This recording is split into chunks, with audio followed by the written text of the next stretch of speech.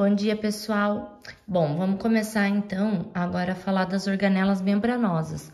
Na última aula eu comentei com vocês sobre a estrutura do citoplasma, o citoesqueleto e sobre ribossomos, que não são membranosas essas organelas, mas que são importantes e que a gente encontra tanto em célula procariótica quanto em célula eucariótica. Para a gente começar então a estudar sobre essas organelas membranosas, a gente vai começar sobre o retículo endoplasmático.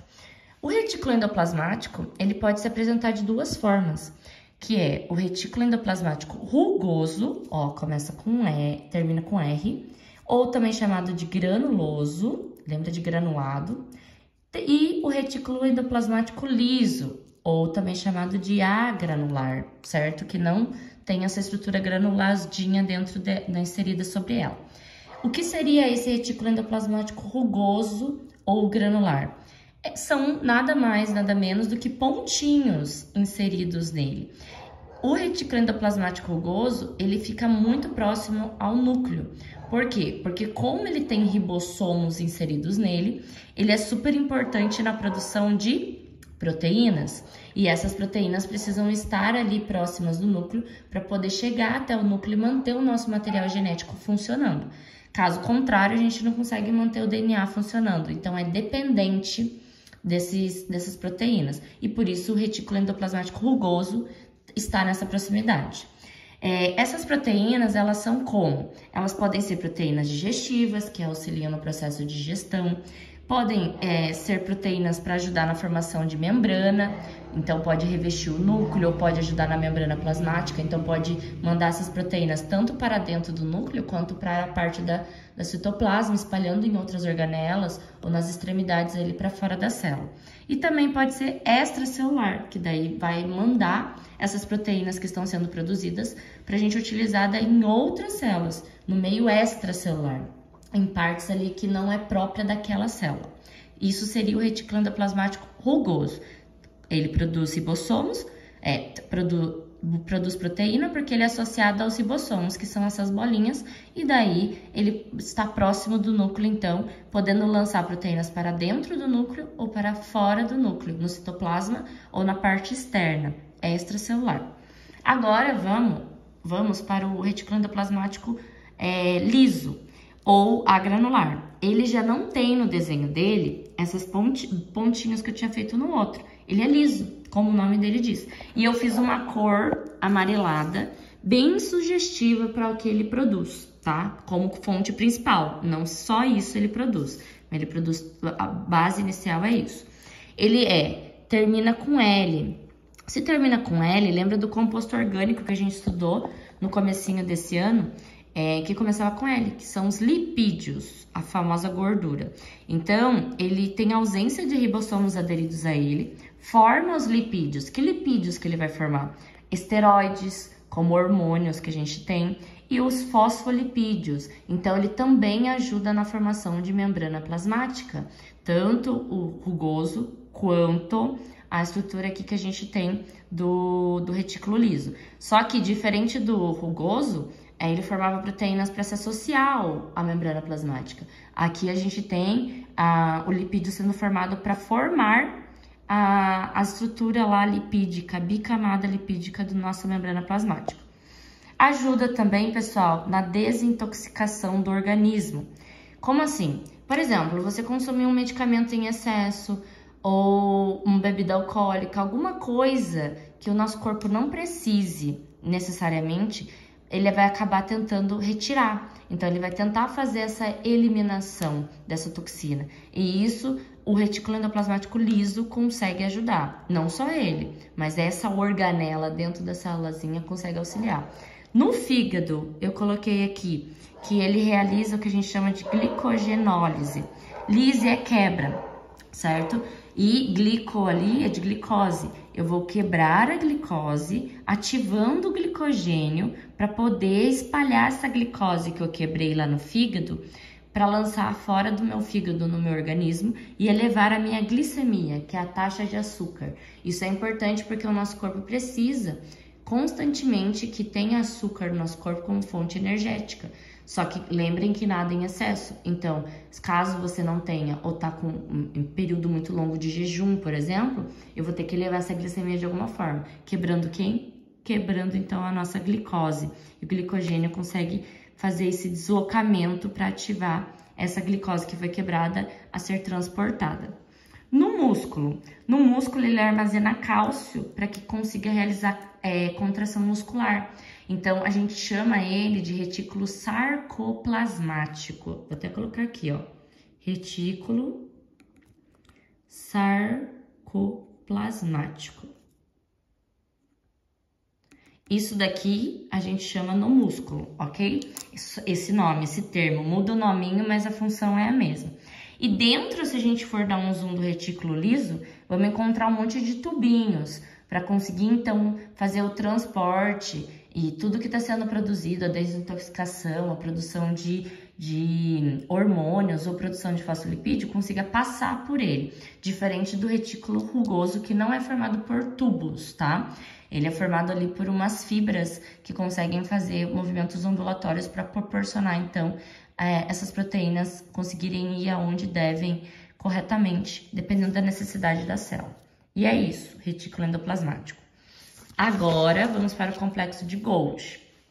O complexo de Golgi, deixa eu dobrar aqui, ele é formado por vesículazinhas, são todas achatadas. Tem muito vídeo ou até mesmo texto que fala que essas vesículas, elas podem ser chamadas de cisternas, tá? Esses discos. Eu gosto de falar para os alunos lembrarem como se fossem várias moedinhas posicionadas uma embaixo da outra. Elas não estão coladas entre elas, mas elas estão uma embaixo da outra, próximas ali, unidas por esse achatamento que a moeda é achatada. Em plantas, a gente não chama sempre de complexo de Golgi ou complexo golginiense. Pode ser que apareça para vocês em questões, em prova, chamada de golgiossomos ou dictiossomos, que é a mesma coisa. Hoje em dia a gente usa como um sinônimo esses nomes para complexo de Golgi, mas pode ser que em algumas provas, algumas questões, eles perguntem como é chamado ou era chamado em plantas antes da gente colocar como sinônimo todas essas palavras. O nosso complexo de Golgi, ele é formado por duas faces. Então, aqui eu fiz um desenho, parecido lá com a da apostila de vocês, mostrando as faces, tá? Então, são várias, ó, vesículas achatadas, não estão coladas uma na outra, mas estão muito próximas. A primeira face, que a gente chama, é a face cis, é a face inicial, onde chega a substância. Então, pensem que o complexo de Golgi é como se fosse um correio.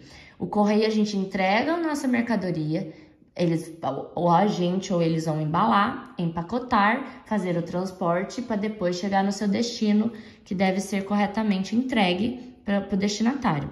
A mesma coisa acontece aqui. Na face cis, que é a face de formação, a gente vai começar a empacotar a substância. Então, imagina que chegou uma substância aqui, vamos colocar um monte de pontinhos, substâncias, foram empacotadas e formou-se uma bolsinha, que é a vesícula de transporte. Essa bolsinha, ela vai passar por todas essas cisternas, esses discos achatados, certo? Até conseguir chegar no seu destino final, que é a face trans, a parte final do complexo de Golgi. Na face trans, a gente já tem uma maturação dessa bolsinha. Então, ela já passou por um processo de armazenamento e de maturação da substância interna, digerindo ela, ou fazendo com que ela seja remontada, por isso que é maturação. É a saída das substâncias empacotadas. Então, a gente tem um processo que a gente chama de secreção. Secreção é uma coisa positiva. Positiva porque eu vou liberar coisas que o meu organismo vai usar, não coisas que o meu organismo não precisa utilizar. Então, por exemplo, um hormônio, uma proteína, um lipídio, um carboidrato, alguma coisa que minha célula, tanto dentro dela no citoplasma, quanto fora, então vai precisar daí passar pela membrana plasmática, vai utilizar. E por isso que a gente fala que tem duas faces, a inicial, que é a cis, e a trans, que é de maturação, que é a final, para poder secretar. Então, ó, chegou o pacote, ali a substância foi empacotada, começou o processo de encaminhamento, armazenamento e até ser secretada. Aqui tem as funções principais. Produz e armazena carboidratos, não só eles, como lipídios, proteínas e outros compostos. Forma a membrana plasmática, conseguindo então ajudar ali a liberar alguns hormônios, como esteroides, como colesterol, ou outros tipos de estruturas que podem estar presentes dentro da nossa membrana plasmática.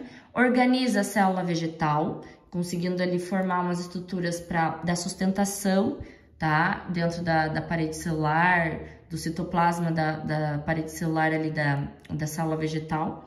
Forma lisossomo. Lisossomo é uma organela que eu comentei com vocês, que a gente chama de lisossomo, e ela é parecida com o estômago do nosso corpo. Ou seja, ela tem um pH aqui dentro ácido e ela consegue digerir substâncias. Então, não só isso, ela consegue fazer várias coisas, mas o principal, ela faz digestão celular, intracelular. E forma espermatozoide, além de secretar. Vamos focar aqui no espermatozoide. Como que ela vai formar a estrutura do espermatozoide? Ela forma uma estrutura que a gente chama de acrossomo. Acrossomo, eu expliquei para vocês lá no 8º ano, não sei se vocês vão lembrar. É uma estrutura que fica na região da cabeça do cromossomo. Essa estrutura aqui, ela é enzimática, então meio corrosiva. Ela consegue ser liberada quando o cromossomo se liga ao gameta feminino, que é o ovócito secundário. Então, quando ele entra em contato, claro que o tamanho aqui tá errado, tá, pessoal? O gameta feminino é bem maior do que o masculino, só pra vocês entenderem.